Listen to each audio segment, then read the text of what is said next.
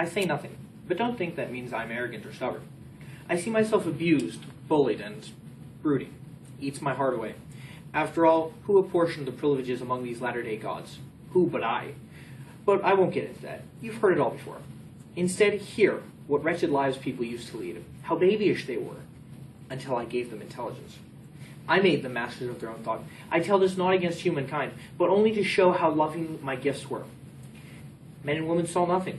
They listened and did not hear, but like shapes in a dream, dragging out their long lives, bewildered. They made hodgepodge of everything.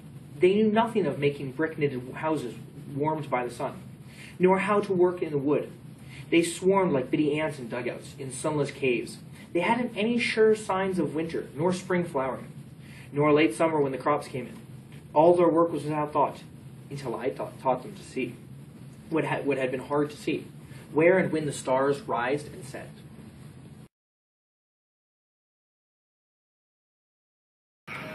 What's more, for them I invented number, wisdom above all other, and the painstaking putting together of letters to be their memory of everything, to be their muse's mother, their handmaid.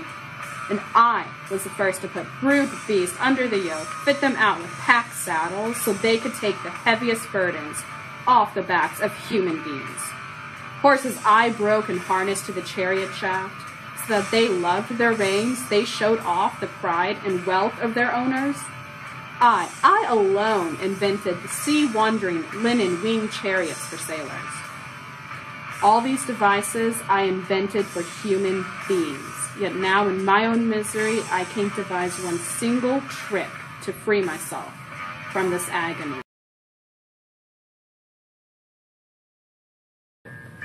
You've been tortured, humiliated, so that your mind wanders, driven to distraction.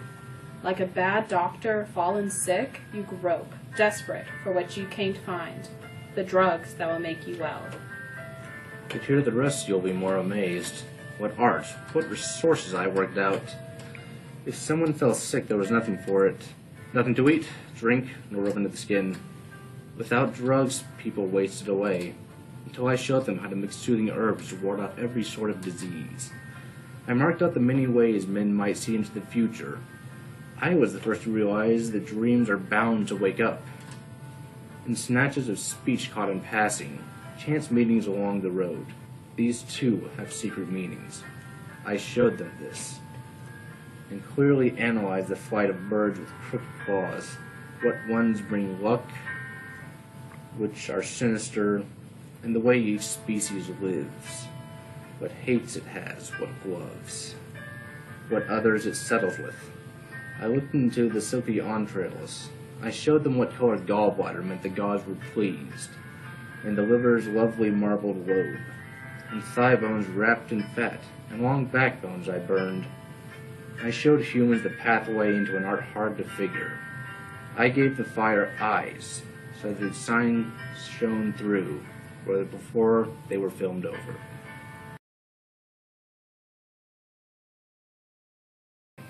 So much for these. As for the benefits to humankind hid under the earth, the copper, the iron, the silver, the gold, who but I could claim he discovered them? No one, except a babbling idiot. In a word, listen! All human culture comes from Prometheus.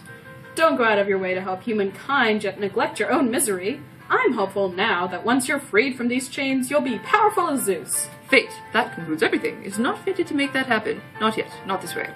10,000 sorrows must wrench me. That's the way I escape my chains. Art is far feebler than necessity.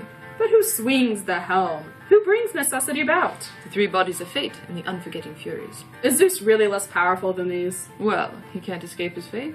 But what is his fate except to rule forever? Don't be so insistent. You're not to learn that. Not yet. The secret must be so awesome you keep it so close. Tuss. Talk about something else. It's not the time to speak out. Not yet. Whatever happens, the secret has to be kept. It's all I have to escape this shame, this torture, these chains.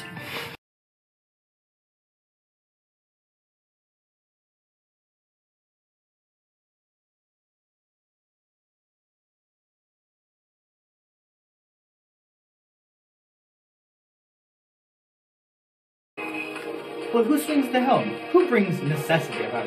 The three bodies of fate and the unforgetting Furies. Is Zeus really less powerful than these? Well, he can't escape his fate. Well, what is his fate except to rule forever? Don't be so insistent. You're not to learn that. Not yet.